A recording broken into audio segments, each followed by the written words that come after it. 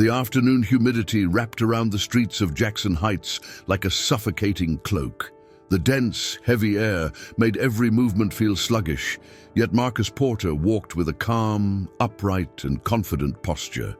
He stepped out of a modest restaurant carrying a neatly folded paper bag in his hands. His immaculate navy blue suit and perfectly polished shoes stood in stark contrast to the city's vibrant chaos around him, a man who clearly had important matters to attend to. However, before moving on with his day, he had other priorities. Click subscribe and turn on notifications. That way you'll stay updated on our upcoming videos and won't miss a thing. In front of the restaurant, leaning against a cracked wall, sat a homeless veteran. His sunken, weary eyes scanned the indifferent faces of passers-by, people who preferred not to see him. Marcus stopped in front of him and, without saying much, handed him the bag. "Here you go," he said in a calm but firm voice. The man looked up, surprised, his trembling hands accepting the food with palpable gratitude. "Thank you, God bless you," he murmured, his voice cracked but sincere. Marcus nodded slightly with a small smile. These moments mattered to him, small gestures that could change a day or perhaps even a life.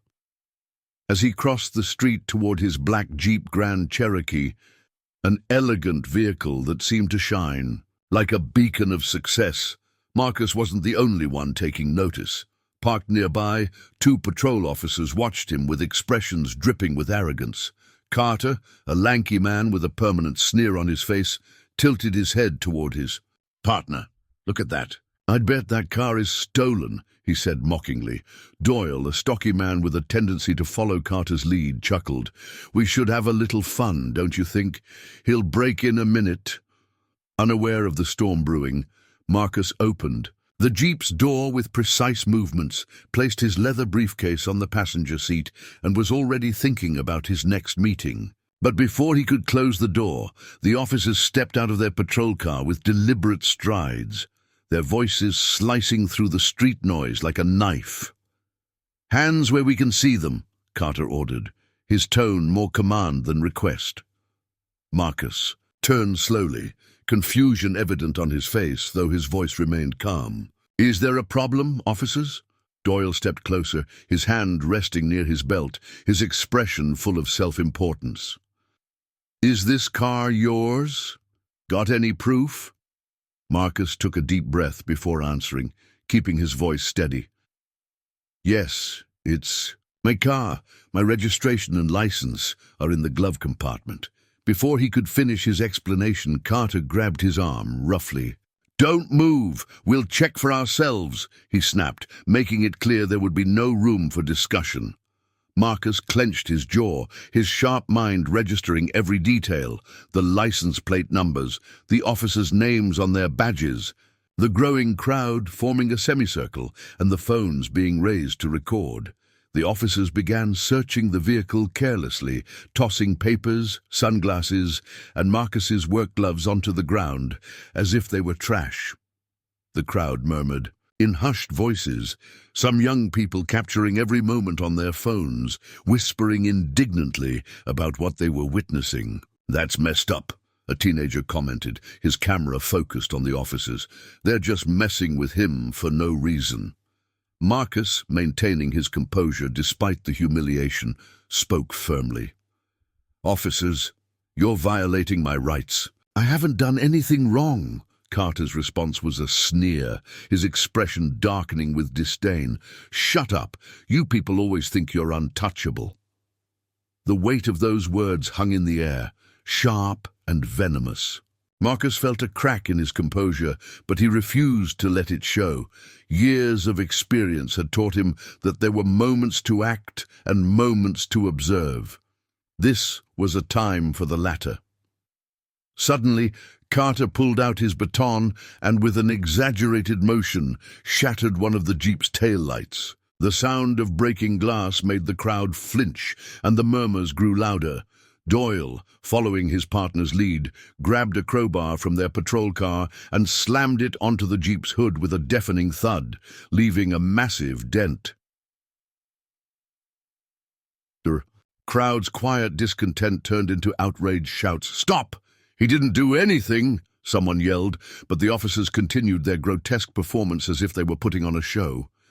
Marcus stood still, his fists clenched at his sides. Inside him, rage burned like an uncontrollable fire, but he couldn't afford to react.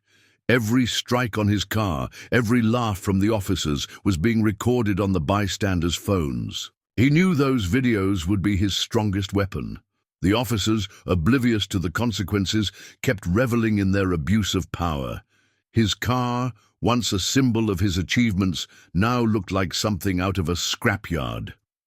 Not a subscriber. Yet, join our community by clicking subscribe and turning on the bell to get notified whenever we post a new video. The destruction continued as Carter and Doyle seemed to revel in every strike and scratch they inflicted.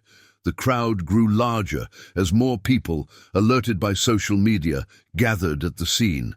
Live videos were starting to circulate with hashtags, like "Not Justice for Marcus" and "Police Abuse," capturing every second of the power trip from multiple angles. The expressions of the onlookers, a mix of disbelief, anger, and frustration, painted a picture of a community unwilling to turn a blind eye.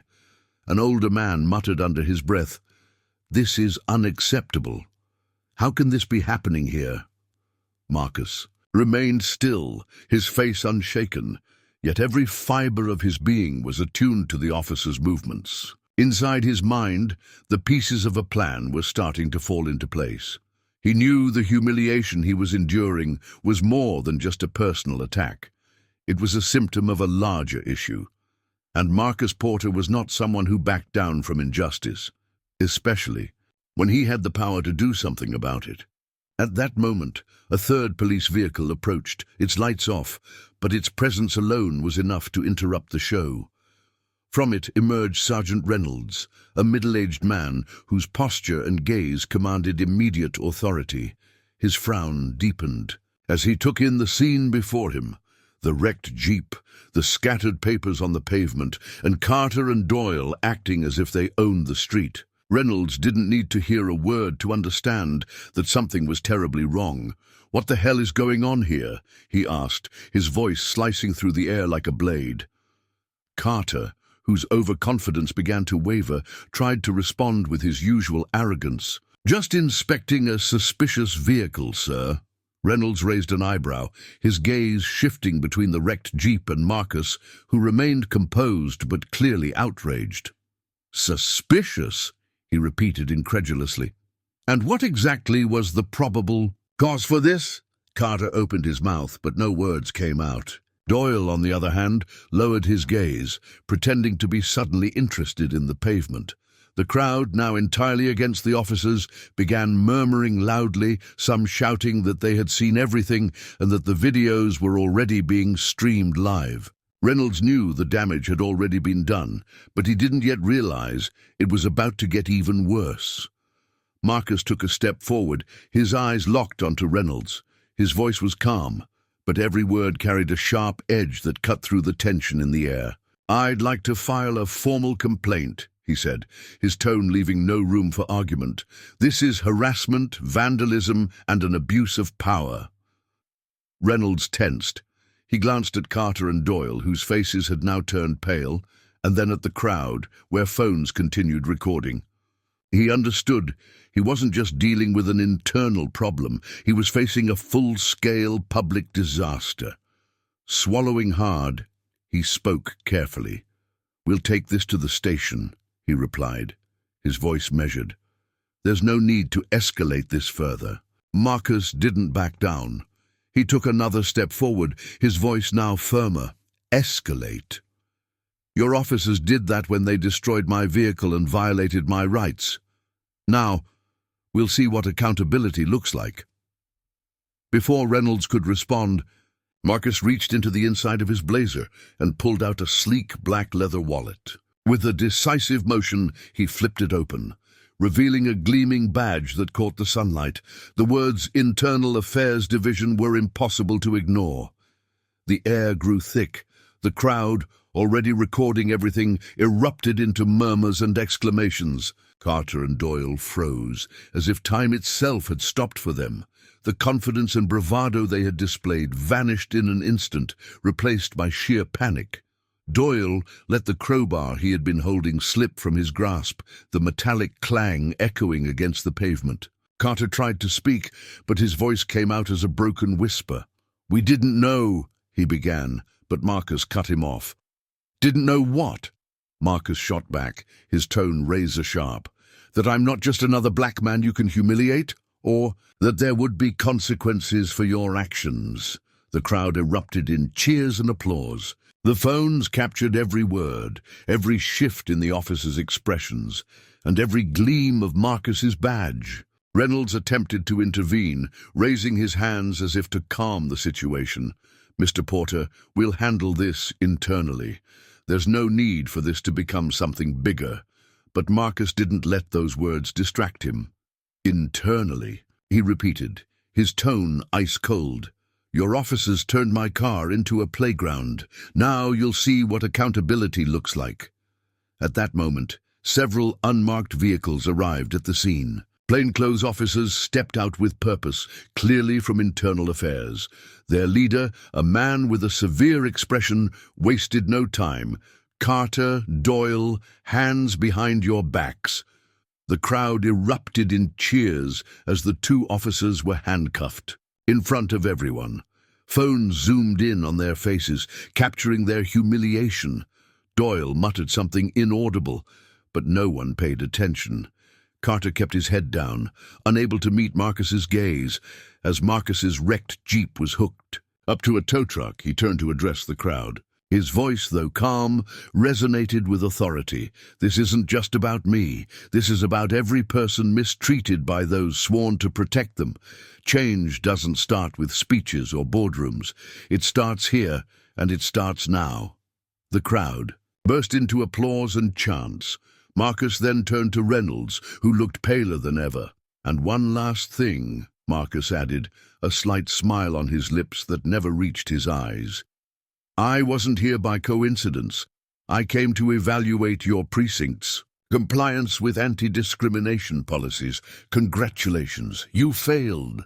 Reynolds had no response. As the internal affairs officers loaded Carter and Doyle into their vehicles, Marcus knew this was just the beginning. While Carter and Doyle were driven away, the crowd slowly began to disperse. However, the impact of the incident had already left an indelible mark. Videos captured on phones continued to spread across social media, racking up millions of views within hours. Marcus's words, his composure, and his revelation as an internal affairs investigator resonated not just in Jackson Heights, but across the entire country. That night, local and even national news outlets highlighted the incident as their top story. Headlines varied. "Inspector exposes police brutality, live on camera, abuse of power uncovered. Justice in action. Marcus Porter confronts corrupt cops." Images of the wrecked Jeep, the panic-stricken expressions of Carter and Doyle, and the crowd cheering for Marcus played repeatedly on screens. Legal experts and social activists filled discussion panels, analyzing every detail of the event. Meanwhile, Marcus returned home in silence, his mind racing.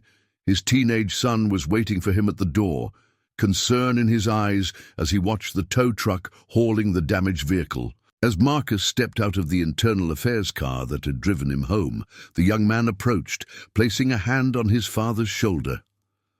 "I'm proud of you, Dad," he said, his voice calm but filled with emotion.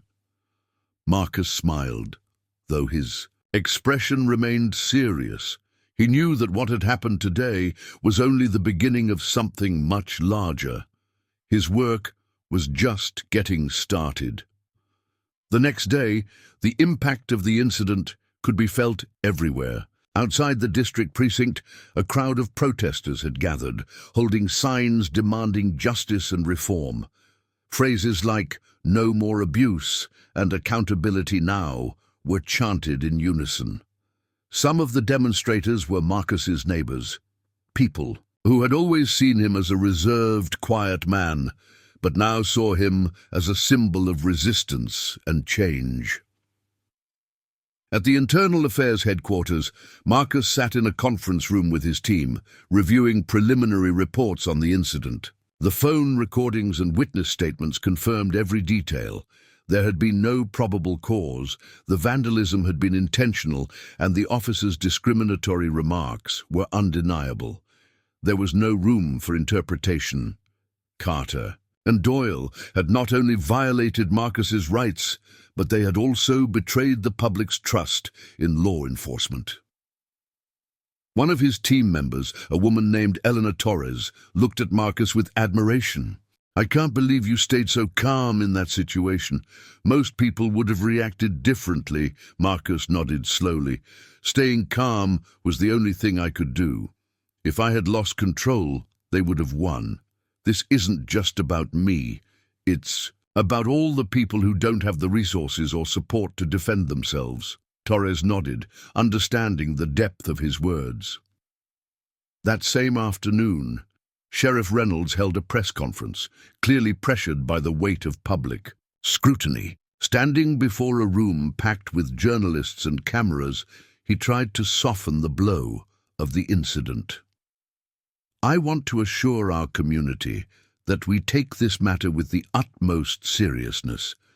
The officers involved have been suspended, and we are fully cooperating with the Internal Affairs investigation." However, Reynolds' words failed to convince many. The community was no longer willing to accept excuses. Local activists seized the moment to push for broader reforms, including mandatory body cameras, regular training on implicit bias, and the creation of a civilian oversight committee. Meanwhile, Marcus continued working behind the scenes. His Internal Affairs team launched a full audit of the district police department, uncovering alarming patterns of abuse complaints that had been dismissed or ignored. Each file was a reminder of how many people had suffered in silence, their voices unheard.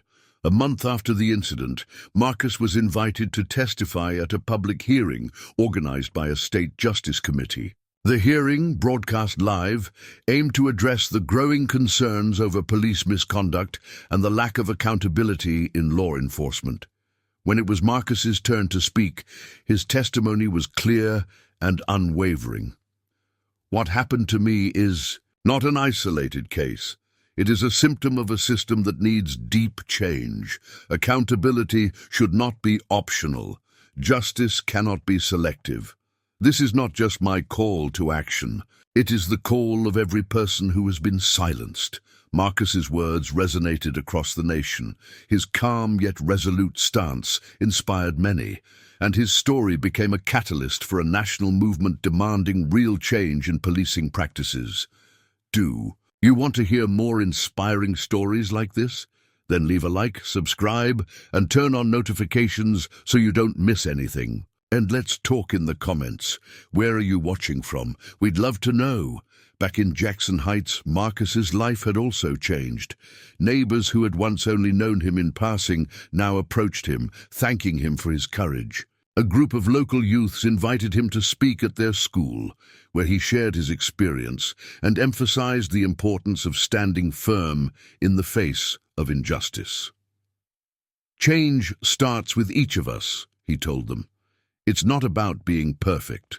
It's about being brave when it matters." At the end of the day, as Marcus sat on his porch, his son joined him carrying 2 cups of tea.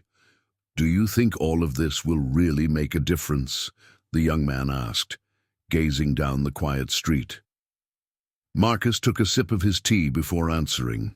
"It will, but change isn't a sprint, it's a marathon. Today we took a step, tomorrow we'll take another." As the days passed, Marcus Porter's case continued to gain momentum in the public sphere. The media couldn't stop talking about the incident, and his story had become a symbol of resistance against injustice. Hashtags remained trending, and social media discussions were intense, from everyday users to public figures demanding urgent reforms in law enforcement. However, Marcus remained focused on what truly mattered: accountability and real change. Despite the media frenzy, he avoided participating in superficial interviews or sensationalized coverage. His priority was working with internal affairs to ensure those responsible faced consequences and that the system began to change at its roots. At the precinct, the tension was palpable. Many officers felt uneasy under the weight of the audit that Marcus and his team had initiated. Documents that had once gone unnoticed were now being scrutinized. A pattern of negligence and cover-ups was emerging, painting an alarming picture of how police misconduct complaints had been systematically buried for years. This revelation sparked outrage both inside and outside the department. One morning, as Marcus reviewed a report in his office, he received a call from Sheriff Reynolds. The sheriff's voice was heavy with exhaustion, but there was also a faint note of resignation. "Mr. Porter, I understand that what you're doing is necessary, but the impact on department morale has been significant. We need to find a way to move forward without destroying what little trust we have left with the community." Marcus listened, silently before responding, his tone as steady as ever. "Sheriff, trust isn't destroyed by the truth. It's destroyed when no action is taken to correct wrongdoing. If your priority is protecting officer morale instead of serving the community, then you're looking at the problem from the wrong angle." Reynolds was silent for a few seconds before letting out a heavy sigh. "You're right. Tell me how we can start making this right." Marcus seized the opportunity and proposed a series of immediate measures. The creation of a civilian oversight committee, mandatory training sessions on implicit bias, and a more rigorous monitoring system for officer-citizen interactions. Reynolds, though reluctant at first, agreed to implement them as a gesture of good faith. Meanwhile, in the community, the impact of Marcus's bravery was deeply felt. Inspired by his story, the residents of Jackson Heights began organizing meetings to discuss how they could become more actively involved in police oversight and the creation of a more inclusive environment. At one such meeting, Marcus was invited to speak. His presence drew a crowd, from curious teenagers to elderly residents, who had witnessed decades of social change. "This isn't just about me," Marcus told the assembled crowd. "It's about what we can achieve together. A fairer system isn't built by one voice alone, but by many, working in unison. Each of you has the power to be part of that change." His words struck a chord, and the audience erupted into a standing ovation. After the event, a young mother approached him, her eyes filled with tears. "Thank you for what you did. Now I feel like my children have a safer future here." Marcus looked at her warmly and replied, "That's what we all deserve, a place where we can live without fear, and that place starts with what we build today." As the weeks passed, the impact of Marcus's case expanded beyond Jackson Heights. National civil rights organizations began using his story as an example of the importance of accountability and community oversight. His name appeared in discussion panels, conferences, and forums. Although Marcus never sought the spotlight, he understood the power of his experience to inspire others. One day, he received an invitation to testify before a federal committee, reviewing proposals for nationwide police reform. Marcus accepted, knowing this was a rare opportunity to influence real change. In his testimony, he emphasized the need for transparency and leadership that prioritized community well-being over protecting internal interests. "Justice cannot be an abstract concept," he said during his speech. "It has to be tangible, visible, and accessible to everyone. Every person who faces injustice should know that the system is designed to protect them, not to fail them." His words, broadcast live, were watched by millions, and many committee members expressed support for the reforms Marcus had proposed. Back in Jackson Heights, Marcus remained committed to his community. One afternoon, as he walked through the neighborhood, a group of young people approached him. One of them, a boy no older than 17, spoke with enthusiasm. "Mr. Porter, your story inspired me. I want to study law so I can fight against injustice like you." Marcus smiled, feeling a mix of pride and humility. Change starts with decisions like yours. No matter how small it seems, every step counts. That night, sitting in his living room with his son, Marcus reflected on everything that had happened. The road to justice was long and often exhausting, but he knew that every step forward, no matter how small, made a difference. His son, looking at him with admiration, summed up in a few words what Marcus already felt. "Dad, you made something important happen." As months passed, and the incident in Jackson Heights marked its first anniversary, the impact of Marcus Porter's case remained evident. The reforms implemented at the local precinct had not only improved police-community relations, but had also become a model for other cities. The Civilian Oversight Committee, composed of community leaders and everyday citizens, actively worked to ensure transparency and accountability in police operations. Mandatory bias training and de-escalation courses had been enforced, and the use of body cameras had significantly reduced complaints of misconduct. But for Marcus, the true victory wasn't just in policy changes, it was in the conversations that were now happening openly. At community events, neighborhood meetings, and school forums, people shared their experiences and discussed how to build a more inclusive environment. These discussions, once avoided or downplayed, were now at the forefront, and Marcus was frequently invited to lead them. One afternoon, as he walked through the park, he used to visit with his son. An elderly woman stopped him. She carried a cane and moved slowly, but her gaze was determined. "Mr. Porter, I just wanted to thank you. I've lived here my whole life, and I never thought I'd see a change like this.